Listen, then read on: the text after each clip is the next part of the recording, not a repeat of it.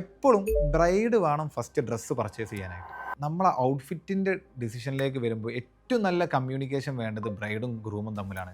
കാരണം അവർക്കിടയിലായിരിക്കും എപ്പോഴും നമ്മളെ സ്റ്റേജ് എങ്ങനെ വേണം, എങ്ങനത്തെ ലൈറ്റിംഗ് ആയിരിക്കും, ഇവൻറ്റ് മാനേജ്മെൻറ്റ് എന്തൊക്കെ ഫെസിലിറ്റി ആയിരിക്കും ചെയ്തിട്ടുണ്ടാവുക. അപ്പോൾ നമ്മൾ ഔട്ട്ഫിറ്റ് ഏത് രീതിയിലേക്ക് വരണം എന്നുള്ള കൂടുതൽ നോളജ് ഈ ഗ്രൂമും ബ്രൈഡും ഡിസ്കസ് ചെയ്യുമ്പോഴാണ് അത് പ്രോപ്പർ ആവുക.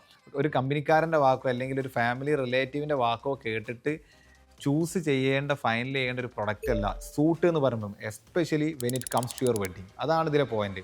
ചിലപ്പോൾ കമ്പനിക്കാർ കൂടെ എനിക്കത് ചേരില്ല, അതൊരു എനിക്കതല്ല, ഇതാ നല്ലതെന്ന് പറയും.